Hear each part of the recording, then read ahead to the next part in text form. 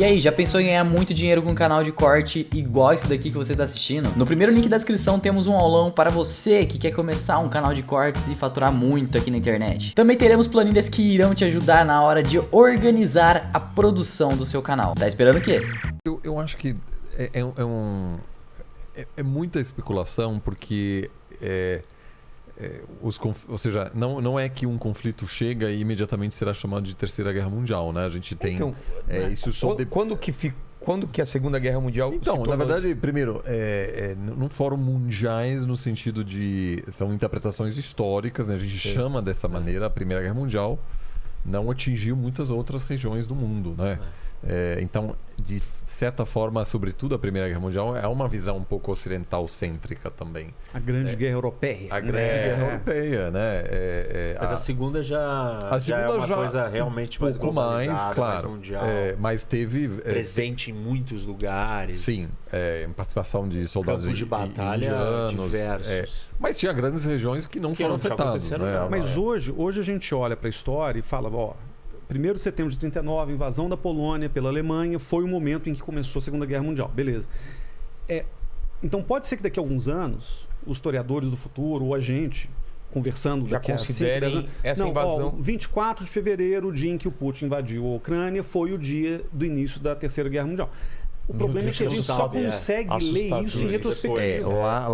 Mas assim, eu diria uma coisa, se não tem a participação da China, da Rússia, dos Estados Unidos, do Reino Unido, da França... Não é uma guerra mundial. Talvez assim, estou falando aqui os 5 permanentes do Conselho de Segurança, não dá para dizer que é uma guerra mundial.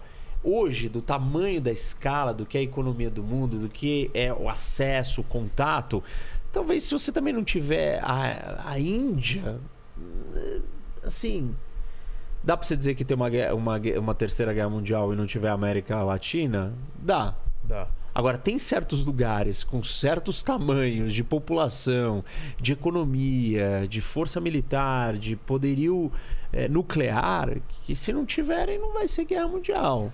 Mas, assim, em relação ao papel do Brasil, o Brasil tem um privilégio de estar fisicamente muito afastado dessa situação de conflito. Graças a Deus. Tem muita gente assim, né? Eu tô postando coisas do Instagram, etc. Falar... Eu moro na Varsóvia, preciso voltar ao Brasil. E você falou assim, não precisa... Para mim, se eu amanhã tivesse uma viagem para a Polônia, eu iria. Você iria? Sim. Eu acho que não há necessidade de sair de lá. Ainda não. Eu sempre falo para as pessoas, olha, Geórgia, Moldávia, mas assim, não vejo problema nos Bálticos, etc. Alemanha? Não, nenhum problema.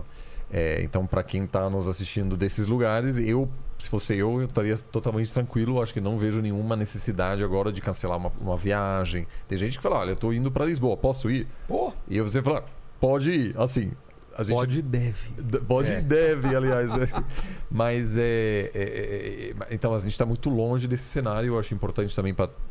Não quero tranquilizar e depois alguma coisa acontece e falar, mas você falou que não vai acontecer.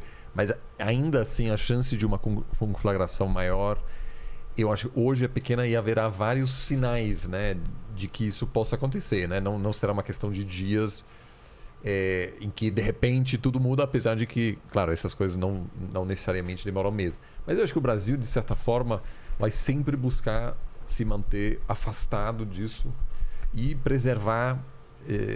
querendo ou não, a paz também na sua própria região. E também não será tão cobrado assim, tudo bem. O Bolsonaro falou lá, foi criticado, mas hoje o Brasil é um ator que não aparece no noticiário por causa desse comentário que o Bolsonaro fez. Então eu vejo lá um papel pouco relevante nesse conflito pro caso brasileiro. Irrelevante. A distância do Brasil nos dá o privilégio da... Não vou nem dizer neutralidade, porque essa palavra que o Bolsonaro usou e depois ficaram justificando, porque ser neutro diante de um lado que ataca e o outro que é agredido é difícil, porque você está privilegiando o que ataca, né? Mas eu não chamaria de neutralidade, mas eu chamaria de equidistância. O Brasil ele consegue se manter equidistante de conflitos internacionais, principalmente envolvendo parceiros. A Rússia é um parceiro histórico do Brasil, a OTAN, o Brasil agora é aliado ex-OTAN.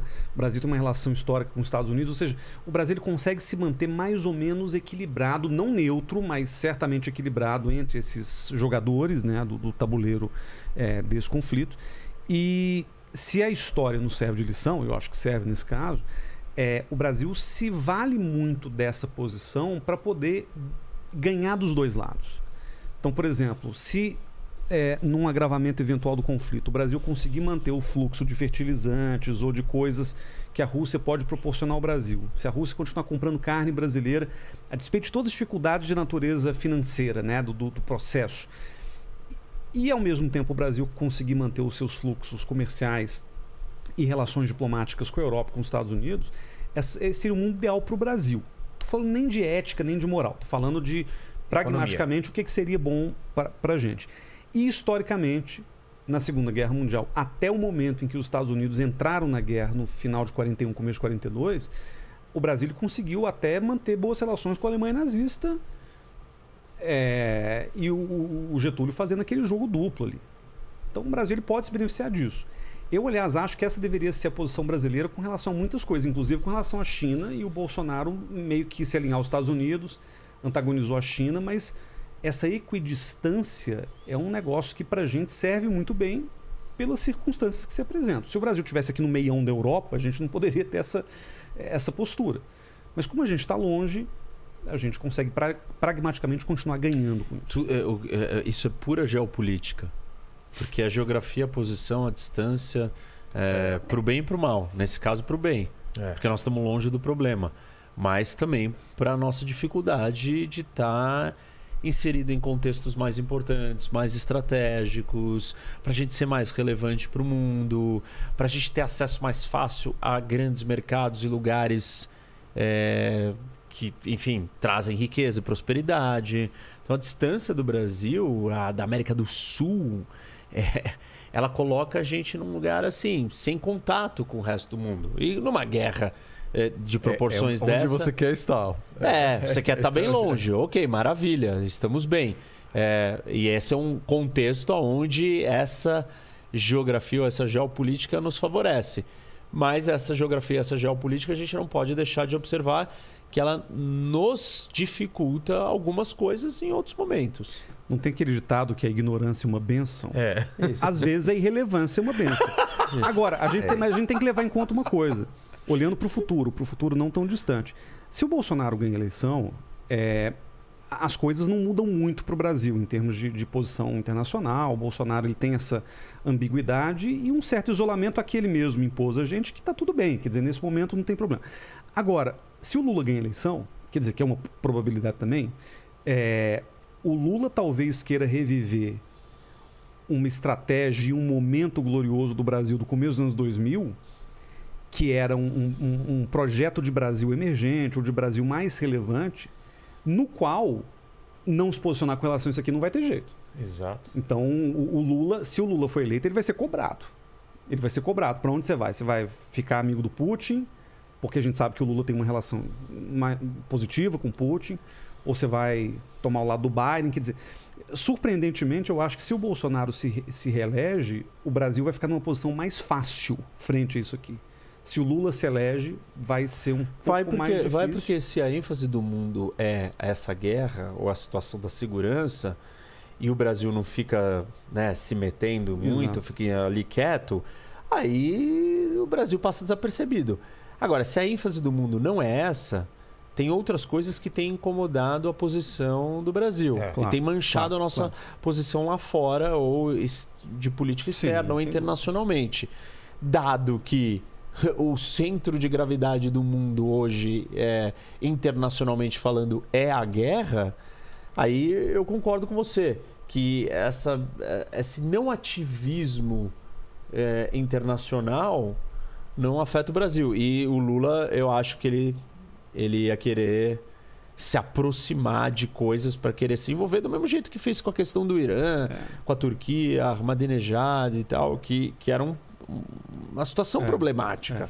O problema é que o Lula depende desse discurso.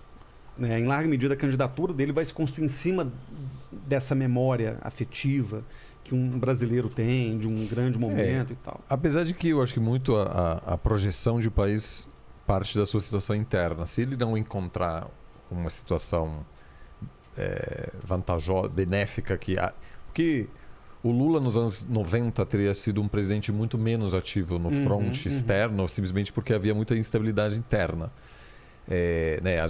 O Brasil só consegue articular uma política externa possante, assim, bem articulada a partir de instabilidade de estabilidade interna, alta taxa de aprovação, um crescimento razoável interno e algo que tem sido raro, nenhuma dúvida sobre uma possível queda do presidente. A Dilma não conseguiu, o Temer não conseguiu se projetar de maneira sustentável porque havia dúvida se ele ia cair ou não. Eu lembro de um G20 em Hamburgo que havia dúvida se ele ia ser presidente 2016, verdade. Então, ele não estava na lista de convidados não original. dava, aí chegou com a placa do Meirelles, enfim, foi uma coisa tudo.